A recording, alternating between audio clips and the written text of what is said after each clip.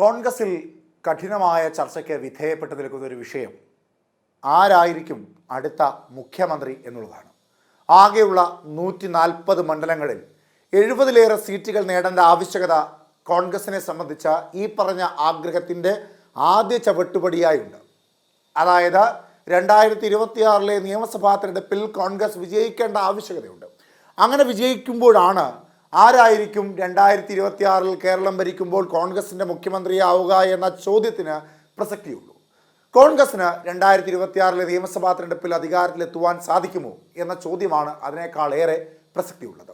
സ്വാഭാവികമായും നിലവിലുള്ള രാഷ്ട്രീയ സാഹചര്യങ്ങൾ പരിശോധിക്കുമ്പോൾ, ഭരണവിരുദ്ധ വികാരം നിലനിൽക്കുമ്പോൾ, സർക്കാരിനെതിരായ രൂക്ഷമായ വിമർശനങ്ങളും അഴിമതി ആരോപണങ്ങളും ആക്രമണങ്ങളും അതുപോലെ തന്നെ പാർട്ടിക്കുള്ളിൽ തന്നെ കൊലയാളികളെ അംഗീകരിച്ചുകൊണ്ട് അല്ലെങ്കിൽ കോടതി വിധി പറഞ്ഞ പ്രകാരം കൊലയാളികളെന്ന നീതിപീഠം ഉത്തരവിട്ടവരെ ജയിലിൽ ചെന്ന് സന്ദർശിക്കുന്ന തരത്തിലേക്കുള്ള പ്രവർത്തികളൊക്കെ ചെയ്യുന്ന സാഹചര്യങ്ങളൊക്കെ പരിശോധിക്കുമ്പോൾ അല്ലെങ്കിൽ പരിഗണിക്കുമ്പോൾ സ്വാഭാവികമായും ഇടതുപക്ഷം 2026 അധികാരത്തിലെത്താനുള്ള സാധ്യത കുറവാണ്.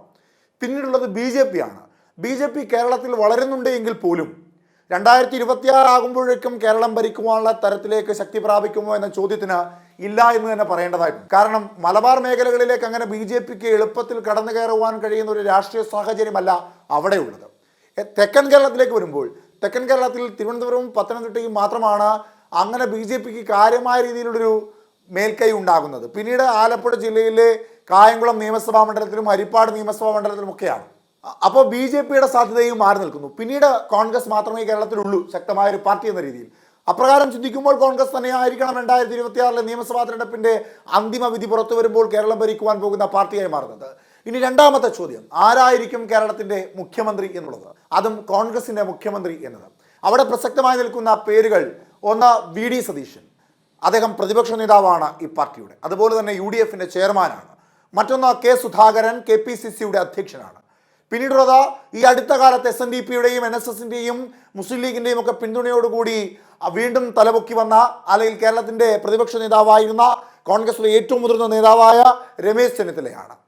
ഇങ്ങനെ ഈ 3 പേരുകൾ, ഇവർ തമ്മിൽ എന്തെങ്കിലും ഉൾപാർട്ടി പ്രശ്നങ്ങൾ ഉണ്ടാവുകയോ പാർട്ടി സംബന്ധമായ പ്രശ്നങ്ങൾ കടുക്കുകയോ ചെയ്യുകയാണെങ്കിൽ പണ്ട് ഹൈക്കമാൻഡ് AK ആന്റണിയെ കൊണ്ടുവന്നതുപോലെ KC വേണുഗോപാൽ മുഖ്യമന്ത്രിയാകാനുള്ള സാധ്യതയും തള്ളിക്കളയുവാൻ സാധിക്കുന്നതല്ല. ഈ സാഹചര്യങ്ങൾ പരിശോധിക്കുമ്പോൾ KC വേണുഗോപാൽ മുഖ്യമന്ത്രിയാകണമെങ്കിൽ സ്വാഭാവികമായും പാർട്ടിക്കുള്ളിലെ ഈ പടലപ്പിണക്കത്തിൻ്റെ രൂക്ഷ സ്വഭാവം ഒന്നുകൂടി വർദ്ധിക്കണം. അങ്ങനെ പാർട്ടിക്കുള്ളിൽ പാർട്ടി പിളരാൻ സാധ്യതയുണ്ട് എന്ന് തോന്നുന്ന സാഹചര്യങ്ങളോ അല്ലെങ്കിൽ പാർട്ടിക്കുള്ളിലെ പ്രശ്നങ്ങൾ രൂക്ഷമായി മാറുന്ന സാഹചര്യത്തിൽ മാത്രമേ ഹൈക്കമാൻഡ് ഒരുപക്ഷെ അത്തരത്തിലൊരു തീരുമാനമെടുക്കാനുള്ള സാധ്യതയുള്ളൂ. പിന്നീടുള്ളത് K സുധാകരൻ്റെ പേരാണ്. സ്വാഭാവികമായും K സുധാകരൻ KPCC അധ്യക്ഷനാണെങ്കിൽ പോലും അദ്ദേഹത്തെ അധ്യക്ഷ സ്ഥാനത്ത് നിന്ന് മാറ്റണമെന്ന കൂലങ്കഷമായ ചർച്ചകൾ അല്ലെങ്കിൽ പാർട്ടിയിലെ പല നേതാക്കന്മാർക്കും പ്രവർത്തകർക്കും അത്തരത്തിലുള്ളൊരു വാദം മുൻപോട്ട് വയ്ക്കാനുള്ള സാഹചര്യത്തിൽ K സുധാകരനെ അധ്യക്ഷ സ്ഥാനത്ത് നിന്ന് മാറ്റണമെന്ന വാദം കാര്യമായ രീതിയിൽ പാർട്ടിക്കുള്ളിൽ നടക്കുന്നത് കൊണ്ട് തന്നെ അദ്ദേഹം മുഖ്യമന്ത്രിയാകാനുള്ള സാധ്യതയ്ക്കും ചെറിയ മങ്ങലുണ്ട് എന്ന് തന്നെ പറയേണ്ടതായിട്ടുണ്ട്. പിന്നീടുള്ള മുഖ്യമന്ത്രി സ്ഥാനത്തേക്കുള്ള പോരാട്ടം നടക്കാൻ സാധ്യതയുള്ളത് രമേശ് ചെന്നിത്തലയും VD സതീശനും തമ്മിലാണ്. രമേശ് ചെന്നിത്തലയെ സംബന്ധിച്ച ജാതീയ മതസംഘടനകളുടെ പിൻബലം അദ്ദേഹത്തിന് ശക്തമായ രീതിയിലുണ്ട്.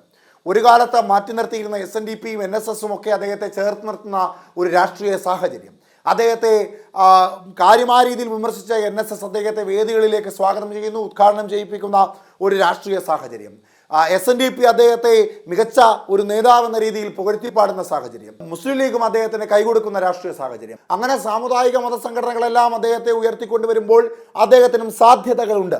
എന്നാൽ കോൺഗ്രസിനെ ഒരു പാർട്ടി എന്ന രീതിയിൽ പരിഗണിക്കുമ്പോൾ ഇന്ത്യൻ നാഷണൽ കോൺഗ്രസിന്റെ ഏറ്റവും പ്രധാനപ്പെട്ട നേതാക്കന്മാരിൽ മുൻനിരയിൽ നിൽക്കുന്ന പ്രതിപക്ഷ നേതാവായ VD സതീശൻ, അദ്ദേഹം 2021 വമ്പൻ പരാജയത്തിന് തൊട്ടു പിന്നാലെ രമേശ് ചെന്നിത്തലയ്ക്ക് പകരക്കാരനായി ആ സ്ഥാനത്തേക്ക് എത്തിയ നേതാവാണ്, പ്രതിപക്ഷ നേതാവായി എത്തിയ നേതാവാണ്.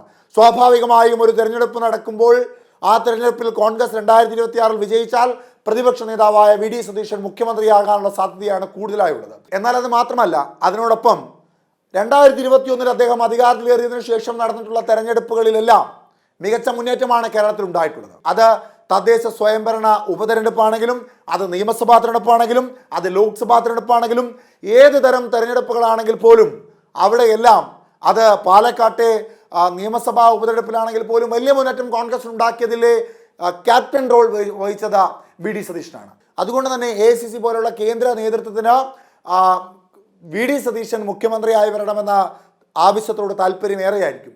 പക്ഷേ കേരളത്തിലെ രാഷ്ട്രീയ സാഹചര്യങ്ങൾ പരിശോധിക്കുമ്പോൾ, അല്ലെങ്കിൽ സാമുദായിക മത സംഘടനകളുടെ പിൻബലമില്ലാതെ ഒരു നേതാവ് മുഖ്യമന്ത്രിയാകുക എന്ന കാര്യത്തെപ്പറ്റി ചിന്തിക്കുമ്പോൾ വി ഡി സതീശന് ചെറിയ മങ്ങലുണ്ടാകുമെന്ന് മാത്രമേ ഉള്ളൂ. അല്ലാത്ത പക്ഷത്തിലെല്ലാം ഒരു പാർട്ടി എന്ന രീതിയിൽ തീരുമാനമെടുത്താൽ ആര് മുഖ്യമന്ത്രിയാകണമെന്ന ചോദ്യത്തിന് ഒരു മറുപടി മാത്രമേ നൽകാൻ സാധിക്കൂ. അത് വി ഡി സതീശൻ്റെ പേരാണ്.